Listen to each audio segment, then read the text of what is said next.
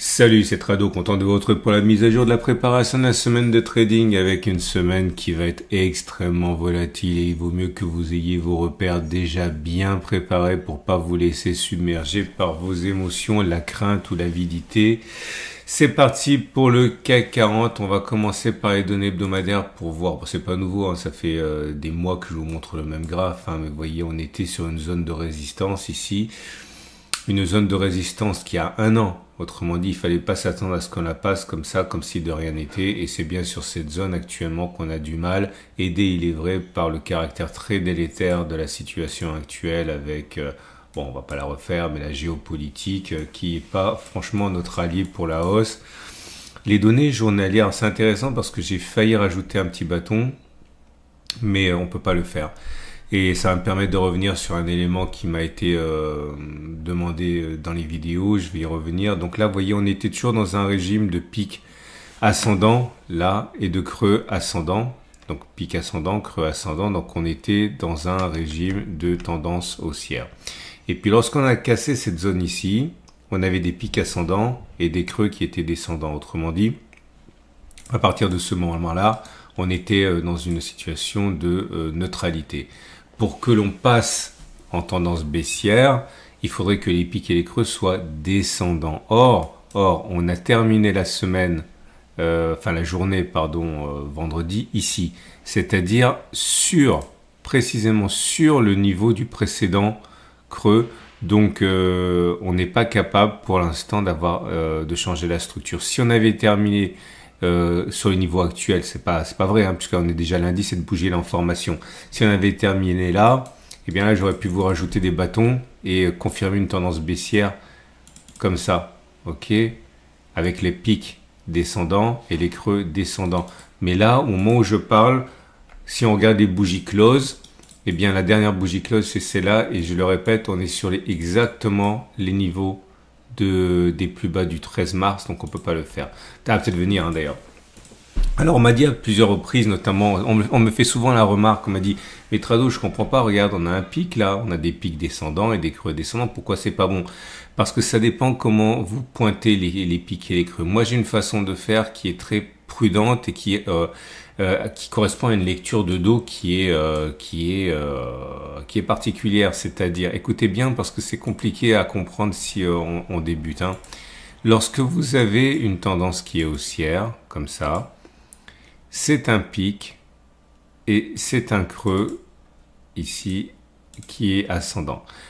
Pour mettre à mal la structure, il faut passer en dessous du précédent pic et du précédent creux qui ont été à l'origine de la structure. C'est-à-dire que si les cours font ça et qu'entre-temps, on est comme ça là, eh bien, vous n'avez pas cassé la structure. La structure, comme vous pouvez le voir, c'est toujours des pics ascendants et des creux ascendants. Et ce n'est qu'au moment où on cassera cela qu'on aura des pics et des creux qui ne seront plus ascendants, mais des pics ascendants et des creux qui sont descendants. Ok, mais c'est vraiment là ce que vous regardez quand vous voulez rajouter des pics et des creux ici, c'est en fait des structures de dos sur les petites unités de temps. Si on descend d'une unité de temps, il est plausible effectivement que vous ayez une structure baissière. Je vous montre ça avec les données 4 heures. Donc là, vous aurez compris, on est toujours en structure qui est neutre avec des pics ascendants, des creux descendants. Par contre, si on va sur les données 4 heures, là c'est une autre histoire parce que c'est bleu dans mon code couleur, hein. Vous avez des pics ici qui sont ascendants. Enfin, pardon, ils étaient ascendants, maintenant ils sont descendants, avec ici des creux qui sont de plus en plus bas, des pics qui sont de plus bas. Et là, vous voyez, là, on a réussi sur la dernière bougie de dimanche soir, non, je raconte des bêtises, c'est ce matin. Attendez, peut-être que ça se joue maintenant. Non, c'est bon, regardez, on a réussi sur la première bougie à clôturer en dessous, là. Donc, on a effectivement des pics et des creux qui sont descendants. Ok, je sais que c'est compliqué, c'est pour ça que je continue inlassablement à vous montrer mes structures. Maintenant, ce que je vous propose, c'est une façon qui peut paraître personnelle de faire les choses et vous avez totalement le droit de faire autrement. Mais voilà pourquoi moi, j'ai pas changé ma structure pour l'instant. Par contre, vous aurez compris, la structure 4 heures est baissière. Donc, ça veut dire quoi?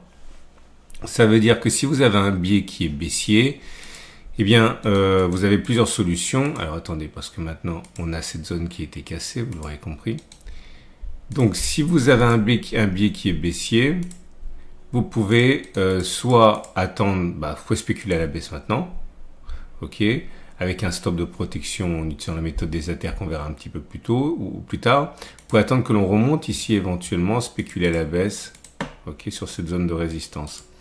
Ça serait bien, je ne sais pas si on va y aller. Alors maintenant, je vais vous montrer comment on fait pour placer un stop de protection avec la méthode des ATR. Vous avez besoin d'un outil qui s'appelle l'Average True Range, qui est un outil qui tient compte de la volatilité, et ATR est maintenant à 40. Ok.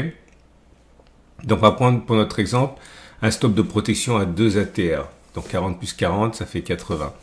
Donc en imaginant que vous décidez de spéculer à la baisse maintenant avec un stop de protection à 2 ATR, donc prenez votre calculatrice qui est ici et vous prenez la valeur à laquelle vous entrez. En imaginant que vous rentriez à la baisse maintenant, ça fait 7860. Si vous mettez un stop de protection à 2 ATR, donc vous ajoutez, on a dit 40 plus 40, ça fait 7940.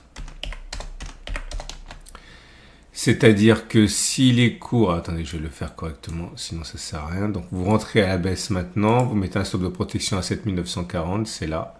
C'est-à-dire que si les cours vont jusqu'à 7940, il faut sortir de votre trade baissier.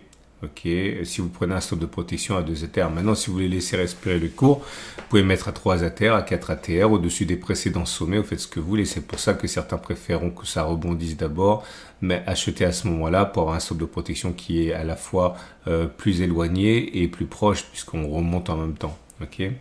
Donc ça veut dire que on va utiliser la méthode pour le short un petit peu plus tard. Je vais vous montrer comment vous pouvez prendre un turbo 24 pour shorter. Alors, vous avez besoin d'un turbo short, c'est-à-dire vous spéculez à la baisse. Prenez un turbo avec le plus faible effet de levier que vous avez pour les shorts, si minimum c'est 8. Il y a un niveau de knockout ici avec un niveau de knockout à 8842. Ça veut dire que si les cours montent jusqu'à 8842, ici vous avez tout perdu. Tout perdu combien? Ça dépend combien vous avez acheté de turbo 24. Si vous avez acheté 10 turbo 24 et que vous laissez les cours monter jusqu'au niveau de knockout, ce qu'il ne faut pas faire, vous perdriez 101 euros. C'est trop. Quand on débute, on mise des centimes ou quelques euros. Mais vous, de toute manière, vous ne perdriez pas ça puisqu'on a dit que votre stop de protection, il était là, ok, à 7940. Ok. Visuellement, quoi, ça fait un dixième. Donc, vous perdriez 10 euros. Ça va, c'est pas trop. Ok. Ça, c'est si vous achetez 10 turbo 24. Maintenant, on va imaginer que vous décidez d'acheter. Alors, acheter, honnêtement, j'ai pas grand chose pour vous parce que les premiers supports que je vois, ils sont vraiment très très bas. Ils sont ici à 7170, 7760. J'ai du mal à croire qu'on va y aller cette semaine, quoique tout est possible. Vous allez dire, ouais, mais il y a plein de creux là. Oui, il y a plein de creux, c'est vrai. Moi, je leur fais pas vraiment confiance à ces creux-là. Mais si vous voulez acheter sur ces creux-là, imaginons que vous achetiez ici. C'est juste pour l'exemple, hein, c'est absolument pas un conseil. Imaginons que vous décidiez d'acheter à 7700, voilà, à l'extrême limite. Donc, prenez votre calculatrice, on a dit 7700 avec un ATR à 2 ATR. Donc, c'est pas besoin de calculatrice. 7700, si on a besoin de calculatrice parce que je suis nul en maths, en calcul mental. On a dit combien? 40, oui. Alors, donc, on a 40, ça fait 620. Même pas, oui. 7620. Voilà. Donc, vous rentreriez à 7700. Vous avez votre stop de protection à 7620 qui est là. Ok. Désolé pour les bruits de fond. C'est les chiens qui font connaissance. On va dire donc que vous voulez spéculer à la hausse. Ici, on va dire que vous prenez un long parce que vous spéculez à la hausse. On va prendre celui-là à 6720 qui a un effet de levier de 7. Vous avez un niveau de knockout à 6720, on a dit. Donc, si les cours vont là, vous avez tout perdu. Tout perdu combien? Ça dépend combien vous avez acheté Turbo 24. Si vous avez acheté 10 Turbo 24, vous perdriez 117 euros. C'est trop si on débute. Ok. De toute manière, c'est pas pour vous puisque vous sortez à 7620 ici. Ok. Ça fait à peu près quoi? Un dixième. C'est visuel. Hein. Un dixième de perte. Donc, ça veut dire que vous perdriez 120 divisé par 20, ça fait 120, ça fait 6. Vous perdrez 6 euros. Bon, ça va. Ok, quand on débute, c'est important de limiter les pertes parce que vous allez de toute manière perdre énormément de fois. Donc, il faut vous former avec des centimes ou des poignées d'euros, pas des centaines d'euros. Donc, voilà comment vous pouvez faire. Maintenant, il y a plein de solutions alternatives, naturellement. Si on explose à la hausse pour une raison ou une autre, vous pouvez acheter. Vous attendez un petit pullback en espérant que ça remonte, sauf de protection en dessous. Vous pouvez également attendre que l'on casse cette zone avec un éventuel pullback là. Vous spéculez à la baisse, stop de protection en dessus. Bon, bref, vous avez plein de solutions. Ok. On va passer à juste avant le sentiment client parce qu'il faut savoir que généralement les traders ont tort. 66% long. Ok, donc dans un esprit purement contrarien, ça devrait pas être long. Ok, et puis n'oubliez pas les bougies Aiki-Nashi pour savoir où on en est.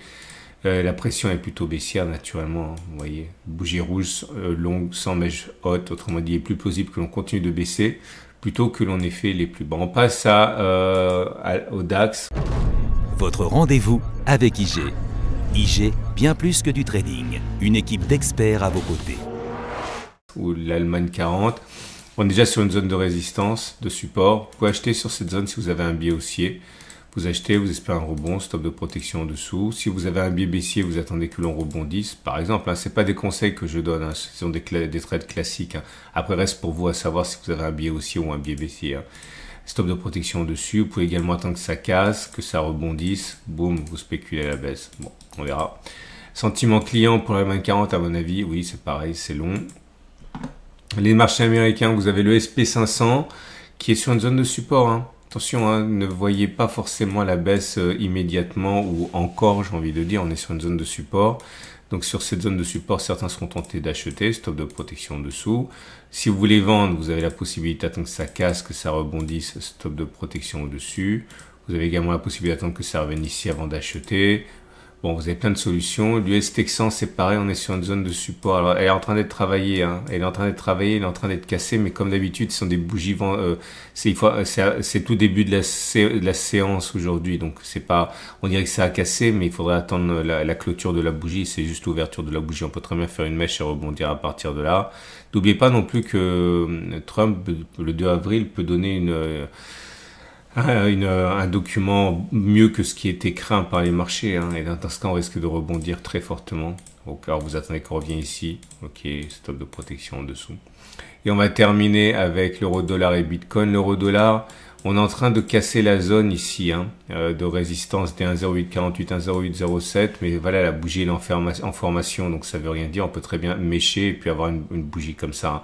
Donc si vous avez un biais baissier, vous pouvez spéculer à la baisse ici, stop de protection au-dessus. Si vous avez un biais haussier, vous pouvez acheter là. Attention à l'achat, hein, c'est un support H4 sur une tendance H4 qui est une structure H4 baissière, donc c'est pas très prudent. C'est plutôt ici la baisse normalement qu'il faudrait jouer. On attend éventuellement que ça casse. On attend le rebond, on spécule à la baisse. Si vous voulez acheter, vous avez la possibilité éventuellement, si on a vraiment eu un beau passage en force, si on revient dans cette zone, faire un throwback, acheter, stop de protection en dessous. Et pour le Bitcoin aussi, on est sur une zone de support, hein, qui pourrait vous intéresser. La structure, elle est neutre avec des pics ascendants, des creux descendants. On est sur une zone de support, ça pourrait vous intéresser. Achat maintenant, stop de protection en dessous. Et si vous êtes baissier, soit vous attendez que l'on revienne ici, stop de protection en dessus, soit vous attendez que ça casse. C'est possible aussi. Oh, rien de ce que j'ai dit n'est un conseil, tout ça c'est simplement pédagogique. Voilà, on a fait le tour. Je vous rappelle que tout vous est fourni ici avec la plateforme de mon partenaire IG, dont je suis moi-même client. Si vous voulez vous familiariser avec IG, vous avez la possibilité d'ouvrir un compte de démonstration. Puis après, vous pouvez passer un compte réel, mais toujours en prenant bien soin de risquer des centimes ou des euros. Au début, c'est l'avantage des Turbo 24. Vous pouvez vraiment, littéralement, risquer des toutes petites quantités d'argent. Donc, ça peut être pas mal.